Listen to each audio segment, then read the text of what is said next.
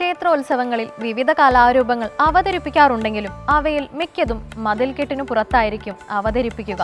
ക്ഷേത്രാങ്കണത്തിൽ അവതരിപ്പിക്കാൻ പഴയ കാലത്ത് ചുരുക്കം ചില കലാരൂപങ്ങൾക്ക് മാത്രമേ അനുമതി ഉണ്ടായിരുന്നുള്ളൂ. കൂത്ത്, പാഠകം, കൃഷ്ണനാട്ടം, സോപാന സംഗീതം എന്നിങ്ങനെ ഭക്തിപ്രധാനമോ പുരാണ സംബന്ധിയോ ആയ കലാരൂപങ്ങളാണ് ഈ വിഭാഗത്തിൽപ്പെട്ടത്. തീയാട്ട്, മുടിയേറ്റ് എന്നിവ ക്ഷേത്രങ്ങൾക്കുള്ളിൽ ആരാധനയുടെ ഭാഗമായി തന്നെ നടത്തിയിരുന്ന കലാരൂപങ്ങളാണ്. ഇനി ഇന്നത്തെ ദീപാരാധന കാഴ്ചയ്ക്കായി നമുക്ക് ക്ഷേത്രാങ്കണത്തിലേക്ക് പോകാം.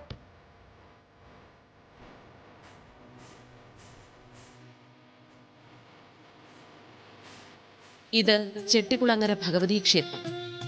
ആദിപരാശക്തി ജഗദംബികയായി കുടികൊള്ളുന്ന ദേവതാസ്ഥാനം. ഒരു നാടിന്റെ സാംസ്കാരിക പരിസരത്തിന് ജീവൻ നൽകുന്ന ക്ഷേത്ര സങ്കേതം.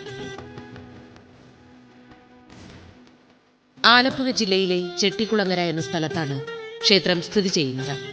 മാവേലിക്കര നഗരത്തിന് സമീപമായാണ് ചെട്ടിക്കുളങ്ങര. കായംകുളം മാവേലിക്കര ദേശീയപാതയിൽ കായംകുളത്തു നിന്നും 8 കിലോമീറ്റർ സഞ്ചരിച്ചാൽ ചെട്ടിക്കുളങ്ങര ദേവീക്ഷേത്രത്തിൽ എത്തിച്ചേരാം. ഇന്ന് ക്ഷേത്രം സ്ഥിതി ചെയ്യുന്ന സ്ഥലം ഓണാട്ടുകര പ്രദേശത്തിൽ ഉൾപ്പെട്ടതാണ്. ഓടനാട് എന്നും ഈ സ്ഥലം അറിയപ്പെടുന്നു. കായംകുളം, മാവേലിക്കര, കരുനാഗപ്പള്ളി, കാർത്തികപ്പള്ളി താലൂക്കുകൾ ഉൾപ്പെടുന്നതാണ് ഓണാട്ടുകര. നൂറ്റാണ്ടുകൾക്ക് മുമ്പ് ഓണാട്ടുകര പ്രദേശം ബൗദ്ധ സംസ്കാരത്തിന്റെ കേന്ദ്രമായിരുന്നുവെന്ന് ചരിത്രം പറയും. ചെട്ടിക്കുളങ്ങര ഭഗവതി ക്ഷേത്രത്തിന്റെ ഐതിഹ്യം ഇപ്രകാരമാണ്. പണ്ട് ചെട്ടിക്കുളങ്ങര ക്ഷേത്രം സ്ഥാപിക്കുന്നതിന് മുൻപ് പൊയ്പ്പള്ളി കാരാൺമ എന്ന കോപ്പള്ളി ക്ഷേത്രത്തിൽ ചെട്ടിക്കുളങ്ങരയിലെ ചില പ്രമാണിമാർ ഉത്സവത്തിന് പോയി. പൊയ്പ്പള്ളി ക്ഷേത്രത്തിൽ ഉത്സവം കണ്ടുകൊണ്ടു നിന്ന ചെട്ടിക്കുളങ്ങരയിലെ നാട്ടുപ്രമാണിമാരെ അവിടുത്തുകാർ ക്ഷേത്രമില്ലാത്ത കരക്കാർ എന്ന് പറഞ്ഞ് ആക്ഷേപിച്ചു അത്രേ. ബൗദ്ധർ എന്ന് വിളിച്ച് ആക്ഷേപിച്ചുവെന്നും മറ്റൊരു ഐതിഹ്യമുണ്ട്. ബൗദ്ധർ വാദത്തിൽ പരാജയപ്പെട്ട കാലത്ത് ബൗദ്ധർ എന്ന് വിളിക്കുന്നത് വലിയ ആക്ഷേപമായിരുന്നു. അപമാനിതരായ നാട്ടുപ്രമാണിമാർ ചെട്ടിക്കുളങ്ങരയിൽ ഒരു ക്ഷേത്രം സ്ഥാപിച്ച് ഇതിന് പ്രതികാരം വീട്ടണമെന്ന് തീരുമാനിച്ചു. ഇതിനായി കൊടുങ്ങല്ലൂർ ഭഗവതിയുടെ അനുഗ്രഹം തേടാനും അവർ നിശ്ചയിച്ചു. തുടർന്ന് ഈ തീരുമാനം നടപ്പിലാക്കാൻ ചെമ്പോലിൽ കുടുംബനാഥന്റെ നേതൃത്വത്തിൽ പുതുപ്പുരയ്ക്കൽ, ചെറുമാണിക്കൽ, കരാലിൽ, മാങ്ങാട്ടത്ത്, ചരൂർ മേച്ചേരിൽ എന്നീ കുടുംബങ്ങളിലെ കാരണവന്മാർ ഉൾപ്പെടുന്ന ഒരു സംഘം തീർത്ഥാടനത്തിന് പുറപ്പെട്ടു. നിരവധി പുണ്യക്ഷേത്രങ്ങൾ സന്ദർശിച്ച് അവർ കൊടുങ്ങല്ലൂർ ദേവീക്ഷേത്രത്തിൽ എത്തിച്ചേർന്നു. അവിടെ ഏതാനും നാൾ ഭജനമിരുന്ന കരപ്രമാണിമാർക്ക് ദേവിയുടെ സ്വപ്ന ദർശനമുണ്ടായി. അടുത്ത ദിവസം അവിടുത്തെ വെളിച്ചപ്പാട് ഉറഞ്ഞു തുള്ളി ഒരു വാൾ കരപ്രമാണിമാരെ ഏൽപ്പിച്ചു. അവർ ആ വാളുമായി ചെട്ടിക്കുളങ്ങരയിൽ മടങ്ങിയെത്തി. വാൾ ചെമ്പോലിൽ കുടുംബത്തിൽ സൂക്ഷിക്കുകയുണ്ടായി. ഇതിനുശേഷം ഈ സമീപ പ്രദേശങ്ങളിൽ നടന്ന 2 സംഭവങ്ങളാണ് ചെട്ടിക്കുളങ്ങര ദേവീക്ഷേത്ര സ്ഥാപനത്തിന് കാരണമായതെന്ന് പറയപ്പെടുന്നു. അതിലൊന്ന് ഇങ്ങനെയാണ്.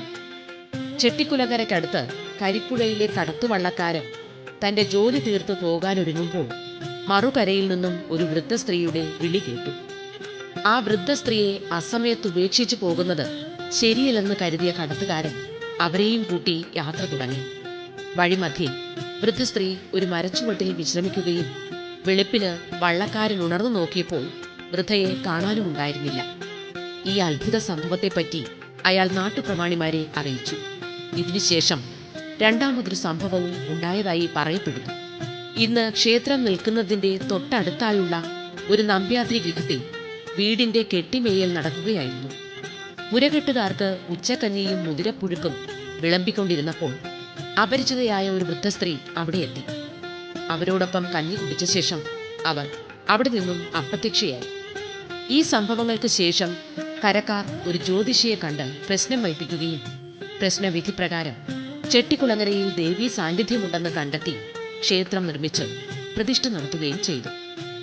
ആദ്യം ദേവീ ദർശനമുണ്ടായ വള്ളക്കാരൻ ക്രിസ്ത്യാനിയായിരുന്നു.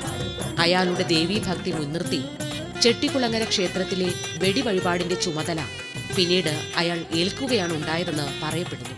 ചെട്ടിക്കുളങ്ങര പ്രദേശത്തെ നാടുവാഴികളായിരുന്നു കുമ്പളത്ത് ചെമ്പോലിൽ കുടുംബക്കാർ. ഇന്ന് ചെട്ടിക്കുളങ്ങര ക്ഷേത്രം നിലനിൽക്കുന്ന സ്ഥലം പണ്ട് വലിയ കാവായിരുന്നത്രേ. ഇത് മഹാഭാരതത്തിൽ പരാമർശിക്കപ്പെടുന്ന ഖാണ്ഡവ വനത്തിന്റെ ഭാഗമായിരുന്നു എന്നും വിശ്വസിക്കപ്പെടുന്നുണ്ട്. ചെട്ടിക്കുളങ്ങര പ്രദേശത്തെ നാടുവാഴികളായ കുമ്പളത്ത് കുടുംബത്തിന് സമീപം കാർഷികോൽപ്പന്നങ്ങളും മറ്റും വിറ്റഴിക്കുന്നതിനായി ഒരു വ്യാപാര കേന്ദ്രം പ്രശസ്തമായ നിലയിൽ പ്രവർത്തിച്ചിരുന്നു. ഇവിടത്തെ പ്രധാന വ്യാപാര വ്യവസായികൾ തമിഴ്നാട്ടിൽ നിന്നും കുടിയേറി പാർത്ത ചെട്ടിവർഗക്കാരായിരുന്നു. വ്യാപാര ബന്ധങ്ങൾ വഴി ഓടനാട് രാജാവുമായി ചെട്ടിമാർക്ക് വലിയ ബന്ധമായിരുന്നു. ചെട്ടിമാർ കേന്ദ്രീകരിച്ച് പ്രവർത്തിച്ചിരുന്ന സ്ഥലമെന്ന നിലയിൽ ഓടനാടിന്റെ പഴയ നീട്ടുകളിൽ ഈ പ്രദേശത്തെ ചെട്ടിക്കുളങ്ങരയെന്ന് രേഖപ്പെടുത്തുകയും ക്രമേണ അത് സ്ഥലപ്പേരായി മാറുകയും ചെയ്തു എന്ന് പഴമ. കുമ്പളത്ത് കുടുംബത്തിന്റെ പരദേവതയായ കാവിലമ്മയും നാഗരാജാവും മറ്റും ഇന്ന് ക്ഷേത്രം നിൽക്കുന്ന സ്ഥലത്തുണ്ടായിരുന്ന പഴയ കാവിലായിരുന്നു പ്രതിഷ്ഠിക്കപ്പെട്ടിരുന്നത്. കുടുംബ പാരമ്പര്യമനുസരിച്ച് കുമ്പളത്ത് കുടുംബത്തിലെ നിത്യാനന്ദ യോഗീശ്വരൻ എന്ന വലിയച്ഛൻ കാവിലമ്മയെ നിത്യവും പൂജിച്ച് ആരാധിച്ചു പോന്നിരുന്നു. അക്കാലത്ത് മതപ്രചരണാർത്ഥം ബുദ്ധ സന്യാസിമാർ ചെട്ടിക്കുളങ്ങര സന്ദർശിക്കാറുണ്ടായിരുന്നു. ബുദ്ധസങ്കല്പത്തിൽ ആകൃഷ്ടനായ യോഗീശ്വരൻ കാവിലമ്മയെ ദേവീ സങ്കല്പത്തിൽ ഭജിച്ചു തുടങ്ങിയെന്നും പറയപ്പെടുന്നു. യോഗീശ്വരന്റെ കാലശേഷം ഈ കാവിൽ മണാത്ത് ഭവനത്തിൽ ശേഖരൻ താങ്കളെന്ന വലിയച്ഛൻ പൂജാകർമ്മങ്ങൾ നടത്തിപ്പോന്നു. തുടർന്ന് ശേഖരൻ താങ്കളും 7 കുടുംബകാരണവന്മാരും പൊന്നാനിയിലെത്തി ആഴ്വാഞ്ചേരി തമ്പ്രാക്കളെ മുഖം കാണിച്ചു. ശേഖരൻ താങ്കൾ ആഴ്വാഞ്ചേരി തമ്പ്രാക്കളെ തന്റെ ആഗമനോദ്ദേശം അറിയിച്ചു. ആഴ്വാഞ്ചേരി തമ്പ്രാക്കൾ അവർക്ക് ചില നിർദ്ദേശം കൊടുത്തു. മലപ്പുറം ജില്ലയിലെ ചാലിശ്ശേരിയിലുള്ള മുക്കോല ക്ഷേത്രങ്ങളിലൊന്നായ കണ്ണേങ്കാവ് ഭഗവതിയെ 3 ദിവസം വ്രതാനുഷ്ഠാനങ്ങളോടെ ഭജിക്കണമെന്നതായിരുന്നു അത്. ഇതിനു വേണ്ടതായ കാര്യങ്ങൾക്ക് ക്ഷേത്രം തന്ത്രിയായ ചേനാസ് നമ്പൂതിരിയെ ചുമതലപ്പെടുത്തിയിട്ടുണ്ടെന്നും അറിയിച്ചു. ഇത് പ്രകാരം ഭജനം തുടങ്ങിയ ശേഖരൻ താങ്കൾക്ക് ചില അനുഭവങ്ങളുണ്ടായി. ആദി ശങ്കരാചാര്യർക്ക് ധ്യാനത്തിൽ പ്രത്യക്ഷപ്പെട്ട ഭദ്രകാളിയാണ് കണ്ണേങ്കാവ് ക്ഷേത്രത്തിൽ കുടിയിരിക്കുന്നതെന്നും സ്വയംഭൂവായ വിഗ്രഹമാണിവിടെയെന്നും ചേനാസ് ശേഖരൻ താങ്കൾക്ക് പറഞ്ഞുകൊടുത്തു.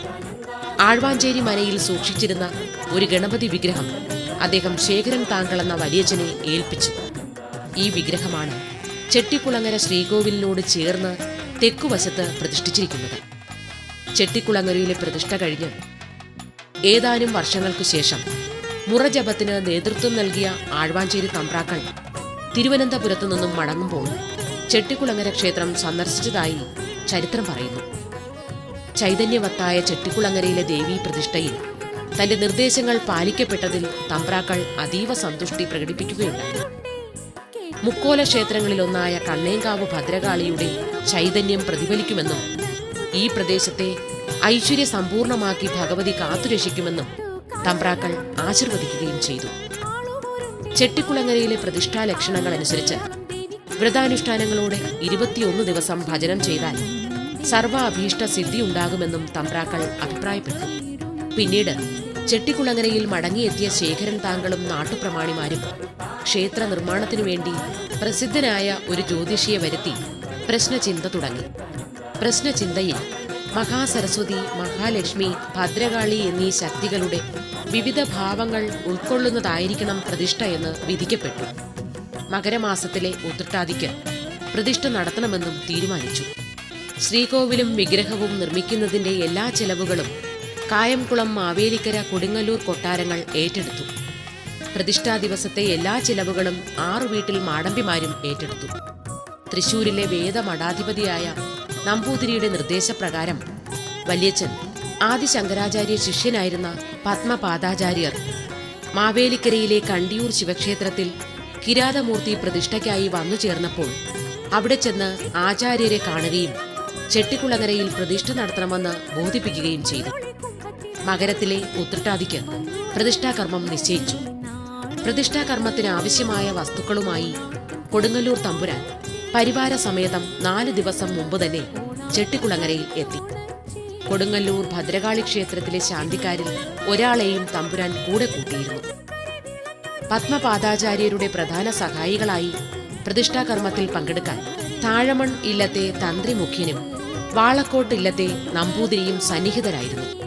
സപ്തമാതൃക്കളെ പ്രതിനിധാനം ചെയ്യുന്ന 7 ദളങ്ങളോടുകൂടിയ ശ്രീചക്രത്തിൽ ജഗദംബികയെ ആവാഹിച്ച് ചൈതന്യം പകർന്ന് പത്മപാദാചാര്യർ ഗർഭഗൃഹത്തിൽ പ്രതിഷ്ഠിച്ചു. തുടർന്ന് ജഗദംബികയുടെ അലങ്കാര വിഗ്രഹം പ്രതിഷ്ഠിച്ചു. രുരുജിത് വിധാനത്തിലുള്ള പ്രതിഷ്ഠയാണ് നടത്തിയതെന്ന് പറയപ്പെടുന്നു. മകരമാസത്തിലെ ഉത്രട്ടാതി ദിവസം 10 നാഴിക പുലർന്നപ്പോഴായിരുന്നു ചെട്ടിക്കുളങ്ങര ദേവിയെ പ്രതിഷ്ഠിച്ചത്. ഭഗവതിയുടെ തേജസ്സിന്റെ ഉഗ്രതയ്ക്ക് ശമനം വരുത്താൻ ശ്രീചക്രത്തിന് സമീപം വിഷ്ണുവിന്റെ സങ്കല്പ പ്രതിഷ്ഠയുമുണ്ട്. നൂറ്റാണ്ടുകൾക്ക് മുമ്പ് കായംകുളം രാജാവ് ഏൽപ്പിച്ച സാളഗ്രാമവും ഇവിടെ സ്ഥാപിക്കുകയാണ് ഉണ്ടായതെന്ന് പറയപ്പെടുന്നു. വലിയച്ഛന്റെ കൈവശം ആഴ്വാഞ്ചേരി തമ്പ്രാക്കൾ ഏൽപ്പിച്ച ഗണപതി വിഗ്രഹം ഗർഭഗൃഹത്തോട് ചേർന്ന് തെക്കുവശത്തും പ്രതിഷ്ഠിച്ചു. സംതൃപ്തനും സന്തോഷവാനുമാണ് ഈ ഗണപതി. ക്ഷേത്രത്തിലെ പൂജാവിധികൾ ഇപ്രകാരമായിരുന്നു നിർദ്ദേശിക്കപ്പെട്ടത്. പ്രഭാതത്തിൽ മഹാസരസ്വതിയെ ധ്യാനിച്ച് ത്രിമധുരവും മലരും ചെറുപായസവും നിവേദിക്കുക. മധ്യാഹ്നത്തിൽ മഹാലക്ഷ്മി സങ്കല്പത്തിൽ ധ്യാനിച്ച് കൂട്ടുപായസം നിവേദിക്കുക. സായാഹ്നത്തിൽ ഭദ്രകാളി സങ്കല്പത്തിൽ ധ്യാനിച്ച് നെയ്പായസവും നെയ്യപ്പവും നിവേദിക്കുക. ഭഗവതിക്ക് സംഹാരദുർഗയുടെ അഥവാ ഭദ്രകാളിയുടെ ഭാവമുള്ളതുകൊണ്ട് രക്തപുഷ്പാഞ്ജലിയും കുങ്കുമാർച്ചനയും പാനയും കുരുതിയും പ്രധാനം. ചെട്ടിക്കുളങ്ങരയിൽ കുടിയിരിക്കുന്ന ജഗദംബിക ആധ്യാത്മിക ഭാവത്തിൽ ബ്രഹ്മവിദ്യാ സ്വരൂപിണിയും, ഭൗതിക ഭാവത്തിൽ കുണ്ഡലിനി ശക്തിയും, ഭക്തഭാവത്തിൽ സർവ അഭീഷ്ട പ്രദായിനിയുമാണ്. 1000 തിരിയിട്ട് നെയ്വിളക്ക്